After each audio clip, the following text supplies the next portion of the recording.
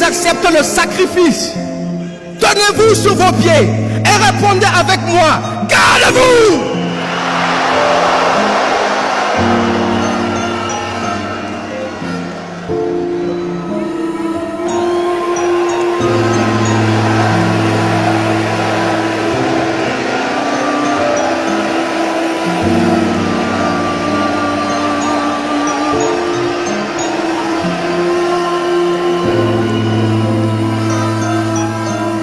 Écoutez-moi, dans 50 ans, on sera en 2074.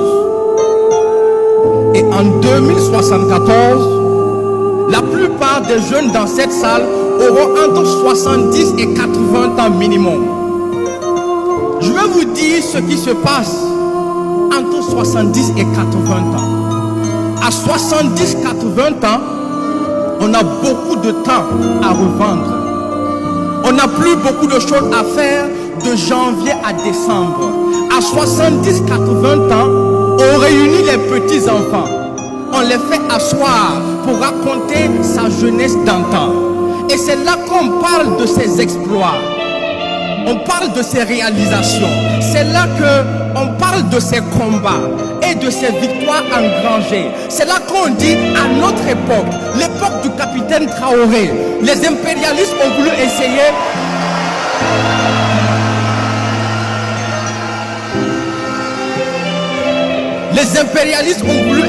mais nous les avons empêchés. C'est là qu'on sort les cicatrices, on montre les preuves du combat. C'est là qu'on devient un héros karatéka devant un public d'enfants. Parce qu'à 70-80 ans, on a du temps à revendre. On devient un ancien combattant qui compte les mythes et les légendes.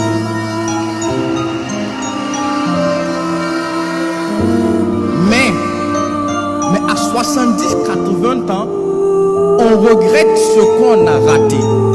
On se rend compte qu'on s'est fait avoir par la plus grosse arnaque du temps.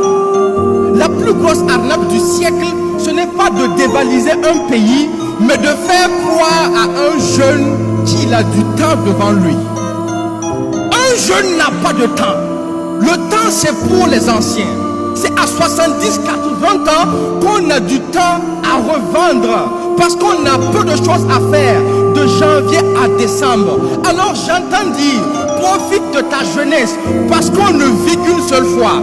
Mensonge et arnaque, on ne meurt qu'une seule fois, on vit tous les jours. Je les entends dire, ne te mets pas de pression, tu as du